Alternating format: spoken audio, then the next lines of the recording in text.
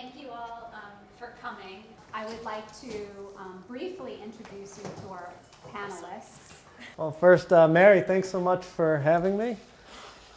Quick bio, Mike Goldstein. I've been a dating coach here in Manhattan for 6 years.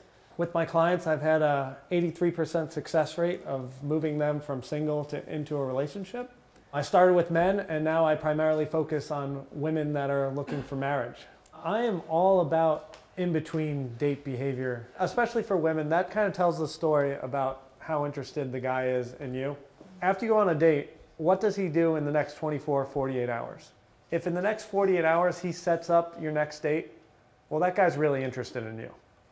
I'm not saying you need to go on a date with him. Maybe he didn't make your cut, but at least he's telling you his story. So I'd also say once you go on that date, no matter how promising it is, I wouldn't reach out to him. Let the man come hunt you, and let's find out where you stand in this whole thing. Does he like you? Awesome. So my red flag is, let's see that 24, 48 hour behavior from the guy. I actually have clients that have this happen to them all the time. Like they waited it out, they really like the guy, they get in the bedroom, and he stinks. He's terrible. Like all the time I have this problem. And it's actually very coachable for men. It's all about appreciation and making him feel good about himself without making him feel terrible. So every little thing that you teach him, like, I really like when you do X. And then you have to be like an actress, if you will. Oh man, that feels awesome the moment he does something good. And you just kind of keep doing that. Some guys are just relationship-oriented guys. You can have sex with them in the first minute. They want a relationship. They're going to be in a relationship. But a lot of guys are not like that.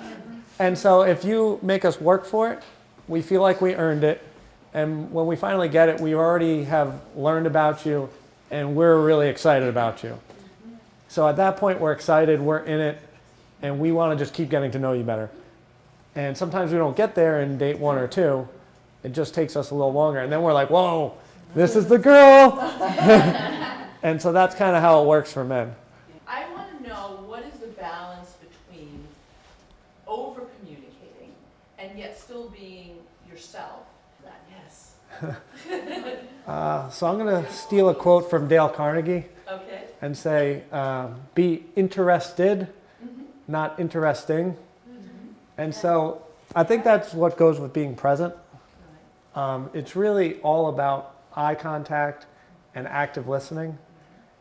And so when you're on that first date, at least me, I always try to get to know them as much as I can. There should be a little ping pong, of course, of questions going back and forth, but I really focus on getting to know them.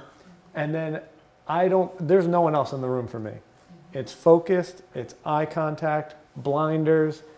I'm totally engaged. If she says something funny, I'm laughing. And that's what I think might be helpful for you, is really, getting to know him and really being engaged in what he's saying, not thinking of your next question, but really in the moment, enjoying it. This kind of goes back to when Alex was talking about when you go on dates, you do something fun and then maybe you like the person. Well, I think that's what you need to do when you're single, is you like doing outdoorsy stuff.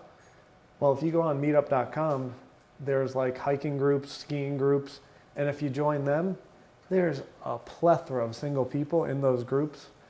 And so now you're doing your outdoorsy stuff, you're having a great time, and maybe you meet someone. But if you don't, at least you got to have fun. Most of my clients, we find are men through online dating, and I have 86% of my people getting into relationships, and they're of all ages from 30 to 65. I don't believe in working harder, I just don't like doing that personally. But I did spend a ton of time figuring out what the best process is.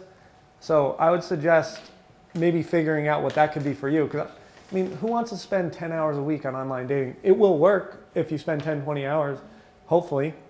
Or maybe once you figure out the right process, it literally is only going to take you an hour, maybe 2.